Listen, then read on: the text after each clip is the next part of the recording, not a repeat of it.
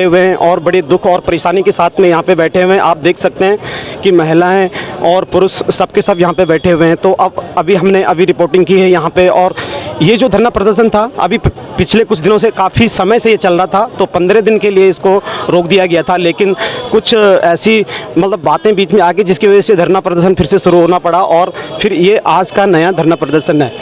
तो हम अभी रूबरू करवाएंगे और लोगों से, और महिलाएं और पुरुष सभी यहाँ पे बैठे हुए हैं और अपने धरने प्रदर्शन पे अड़े हुए बैठे हुए अपनी मांग को लेके। तो अब हम बात करेंगे जी, अब बात करेंगे महिलाओं से।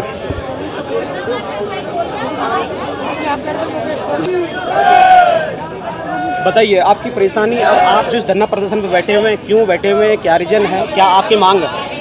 सर, हम 13 महीने से यहाँ पे धरना प्रदर्शन पे रोज आ रहे हैं, अपने बच्चों को छोड़ के, अपने हस्बैंड को छोड़ के, हमारे जो बूढ़े माँ बाप हैं उनको छोड़ के, इसी आस में रोज आते हैं कि यहाँ से अपना रोजगार वापस लेके जाएंगे, लेकिन हम रोज फिर शाम को इसी निराशा से वापस चले जाते हैं। हमें कोई रोजगार की आस नहीं दिखती है। 13 महीने से सभी भाई बहन हमारे जितने भी हैं सब बहुत परेशान हो रहे हैं। सबकी घर की स्थिति बहुत ज़्यादा खराब हो चुकी है, यहाँ तक कि हमने अपने बच्चों का एडमिशन स्कूल से हटा दिया है, ट्यूशन भी हटवा दिया है, और जो बुजुर्ग जो हमारे माता पिता हैं उनकी दवाइयाँ भी नहीं कर रहे। काफ़ी सारे ऐसे लोग हैं जहाँ पर जिनके पेरेंट्स की डेथ हो चुकी है क्योंकि उनके पास दवाई के लिए पैसे नहीं हैं, और ऐसे बहुत सारे हमारे भाई मार्शल भी हैं जो एक्सपायर हो गए हैं। उनके पास से इतना कर्जा हो गया था, काफ़ी लोग तो स्ट्रेस में आकर उन्होंने अपनी सुसाइड कर लिए। अब यही ऑप्शन हम बहनों को भी दिखता है कि अगर हमें रोजगार जल्दी वापस नहीं मिलता तो हम भी अपने बच्चों के साथ अपने सुसाइड कर ले। सबसे हमें यही रास्ता दिख रहा है अब।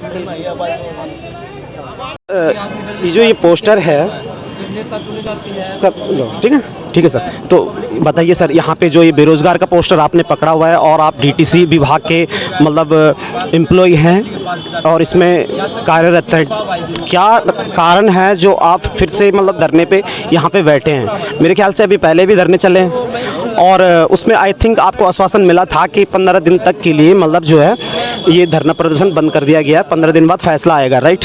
तो मतलब 15 दिन तो भी पूरे हुए नहीं, तो उससे पहले ही आप धरने पे यहाँ पे बैठ गए हैं, इसके बारे में बताइए। इस बारे में ये कहना चाहता हूँ मैं, आज से 1-1.5 महीने पहले की बात है, 5 अक्टूबर 2024 की बात है। हमारे डेलीगेट प्रतिनिधिमंडल जिसमें हमारे भाई साहब शामिल थे, LG साहब के पास गए थे। LG साहब ने कहा था 1 महीने में आपका रोजगार हम दे देंगे, वो 1 हफ्ते में आपका रोजगार हम सुनिश्चित कर देंगे। तो 1 हफ्ता अब देख लो, उस टाइम को कितना टाइम हो गया है, तो अब किस पर विश्वास करें हम तो LG साहब से यही कहना चाहते हैं, LG साहब जल्दी जल्दी संज्ञान लीजिए हमारे ऊपर, हमें हमारा रोजगार दे दीजिए। जब आप मेरे से इंटरव्यू लेने से पहले कह रहे थे पोस्टर अपना पकड़ रहा है बेरोजगारी का, ये मैंने पकड़ा नहीं है, तो मुझे पकड़ा गया है पोस्टर।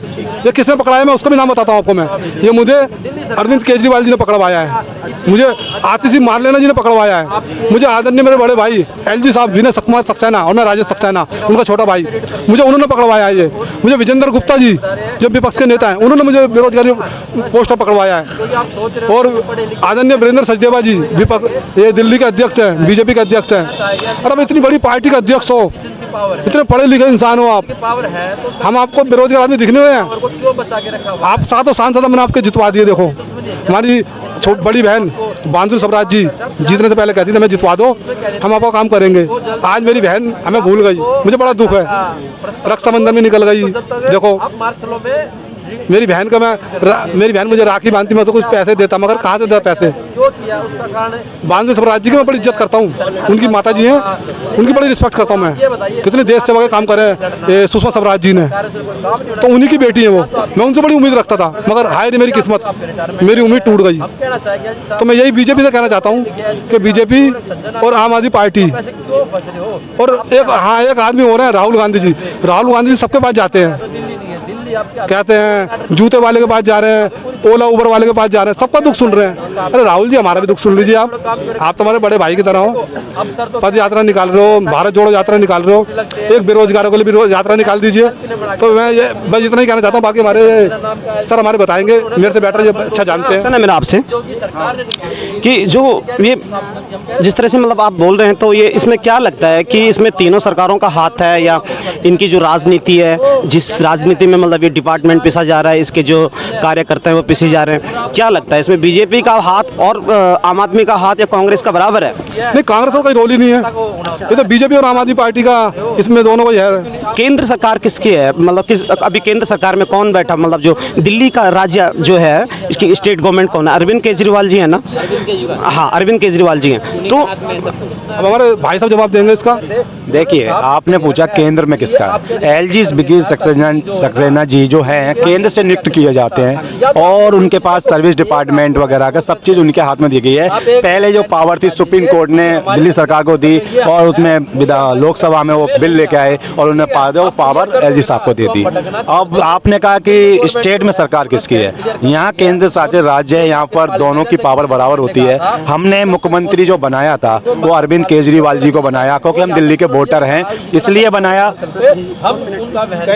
मैं यही कह रहा था कि देखो, केंद्र की सरकार हो, चलो केंद्र की सरकार पे तो पूरे देश का भार है, और जो स्टेट गवर्नमेंट है वो Arvind Kejriwal ji as a CM Delhi को होल्ड कर रहे हैं, राइट?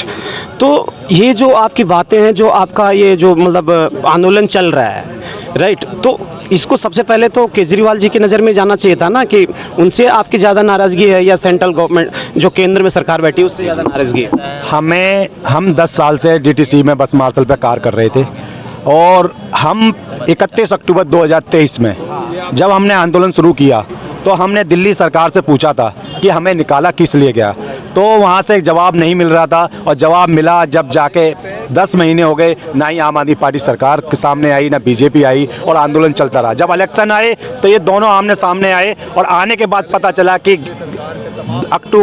11 अक्टूबर 2023 में अरविंद केजरीवाल जी ने एलजी साहब को प्रस्ताव दिया था कि बस मार्शलों की सर्विस रद्द कर दी जाए।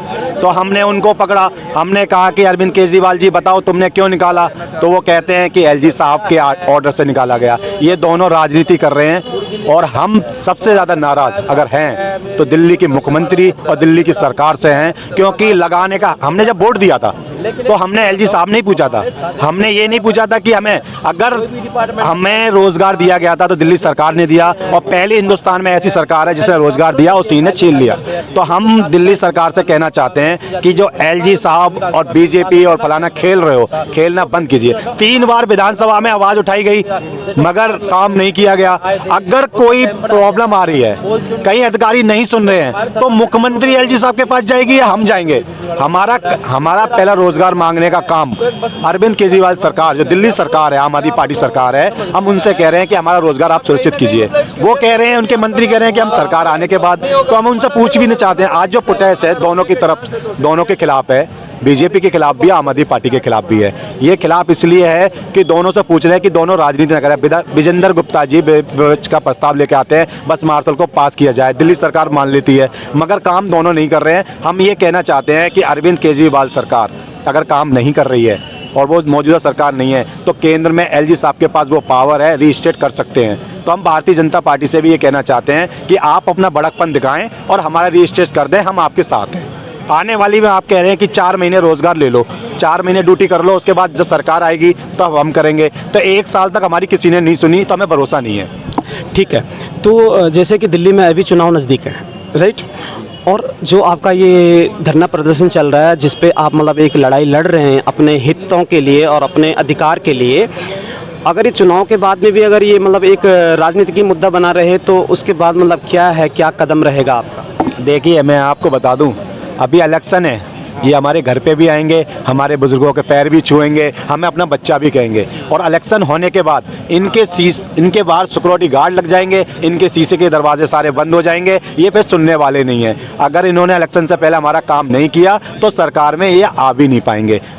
मैं बता दूं, ये 10,792 बस मार्शल नहीं है, 4.5 लाख सिविल डिफेंस बस मार्शल पूरी दिल्ली के अंदर, हर गली में, हर कार्यकर्ता, इनको पता है अच्छी तरह, हर गली, हर मोहल्ले में, हर चौराहे पे वो मौजूद हैं। ये आएंगे वोट मांगने, तो अगर इनको जीतना है और दिल्ली की सीट पर बैठना है और दिल्ली का राजा बनना है तो 10,000 को रोजगार देना पड़ेगा। अगर इन्होंने नहीं बनना है तो इनकी जूतों की माला लेके हमारे बस मार्शल तैयार हैं। अभी हम इनसे प्यार से कर रहे हैं, जब तक आचार संहिता नहीं लगती है, जब तक इनसे हाथ जोड़ रहे हैं। जब आचार संहिता लग जाएगी तो हम बेल्ट वाले लोग हैं, वर्दी वाले हैं, हमें कानून की प्रक्रिया पता है कि हमें कौन सा कानून तोड़ना है, कौन सा नहीं तोड़ना है। तो हम इनसे साफ आपके चैनल के माध्यम से इनको चेतावनी देना चाहते हैं, दोनों पार्टियों को, और दोनों क्या, तीनों को। राहुल गांधी की ये बात कर रहे थे, राहुल गांधी पूरी दुनिया को दिल जीतते डोल रहे हैं और खुद जो दिल्ली शहर में रहते हैं वो, और जिसके प्रतिपक्ष बने हुए संसद यहाँ मौजूद है, और यहाँ 11,000 उनको नहीं दिखाई देते, उनके घर जाते हैं तो गाड़ी में बैठ के चले जाते हैं। तो कहीं ना कहीं राहुल गांधी भी राजनीति कर रहे हैं और ये सब राजनीति के ही लोग हैं। अगर इन्हें रोजगार नहीं दिया तो इनके लिए आने वाला समय बहुत कर्रा होने वाला।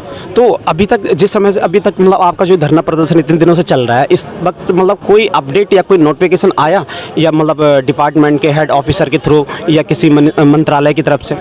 ये आपने अभी बीच में देखा होगा कि सौरभ भारद्वाज, एक मंत्री दिल्ली सरकार के, एक प्रतिपक्ष नेता के पैर पकड़ रहे थे, फिर वो एलजी साहब के पास जाते हैं और मुख्यमंत्री साहिबा बाहर निकल के आती हैं और कहती हैं प्रेस के सामने कि एलजी साहब ने जो नोट, कैबिनेट नोट बनाया वो पास कर दिया है, बस मार्शलों की स्थायी नौकरी हो जाएगी। जब एक मुख्यमंत्री झूठ बोल सकता है, 5 तारीख को एलजी साहब के सामने मैं बैठा, वो हमारे साथी के कंधे पर हाथ रख के कहते हैं कि मैं तुम्हारा 60 साल का रोजगार सुरक्षित कर दूंगा, 7 दिन का समय दो। एक दिल्ली का गवर्नर झूठ बोल सकता है, तो अब मैं किसी अधिकारी पे क्या भरोसा करूं? जब मुख्यमंत्री झूठा, जब दिल्ली का गवर्नर झूठा, तो मैं किस पे भरोसा करूं? विधानसभा में एक ऐसा लोकतंत्र है, विधानसभा जहां पर बात हो रही है, विधानसभा में जहां पर पूरे दुनिया, अगर दिल्ली का कोई मुद्दा कोई नहीं सुनता है तो वो मुद्दा विधानसभा में रखा जाता है, मतलब पारित होता है, वहां से पारित हो जाता है, वहां पास हो जाता है दोनों की मंजूरी से, पक्ष और विपक्ष की मंजूरी से, और फिर वो झूठा हो जाता है। तो इससे बड़ी राजनीति मैं कह रहा हूँ हिंदुस्तान में इतनी घिनौनी राजनीति पूरे हिंदुस्तान में नहीं होती होगी, पूरी दुनिया में नहीं होती होगी जो दिल्ली के अंदर चल रही है। मैं 2 शब्द कहना चाहता हूँ नेताओं को और दिल्ली की जनता को। कहाँ हैं वो आंखें जो हमारी मजबूरी नहीं देख पा रही है, हमारी लाचारी बेबसी नहीं देख पा रही हैं? कहाँ हैं वो कान जो मेरे कराने के दर्द से कराने की आवाज़ नहीं सुन पा रही हैं? कहाँ हैं वो मुख जो हमारे बारे में बोल नहीं पा रहे हैं? अरे क्यों चुप बैठे हुए आप? क्या मजबूरियाँ आ गई आपकी? आपको हमारा दर्द दिखाई नहीं दे रहा, हमारा दुख दर्द सुनाई नहीं दे रहा? अपने मुंह से 2 शब्द नहीं बोल सकते हम हमारे लिए? मैं तो भगवान से भी कहना था, भगवान कहाँ है तू? कहाँ है मेरे इस बार, कहाँ है तू?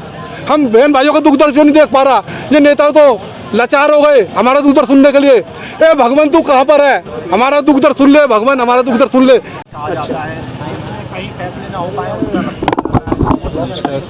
ओके, तो सर बताइए, जो इस धरने प्रदर्शन पे आप यहाँ पे बैठे हुए हैं और ये मेरे ख्याल से पिछले दिनों से, काफ़ी दिनों से चल रहा है, फिर आज यहाँ पे धरना क्यों?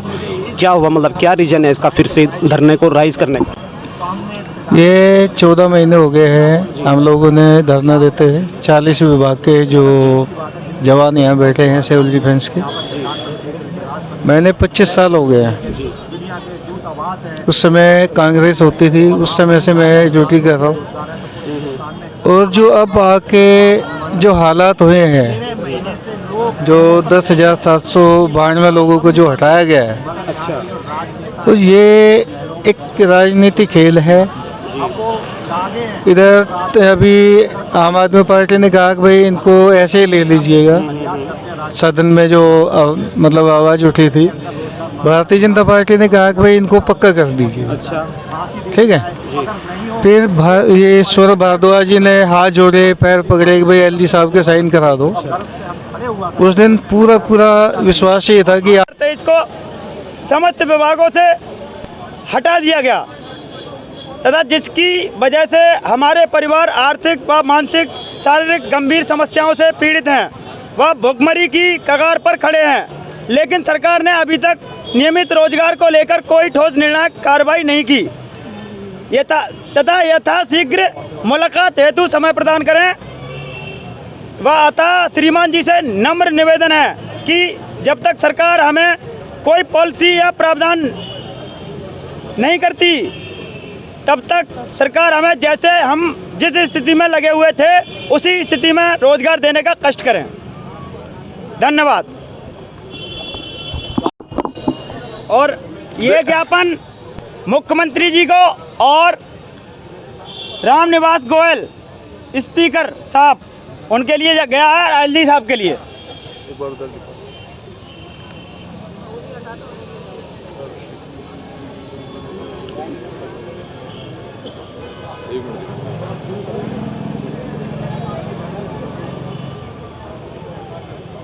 बोलो।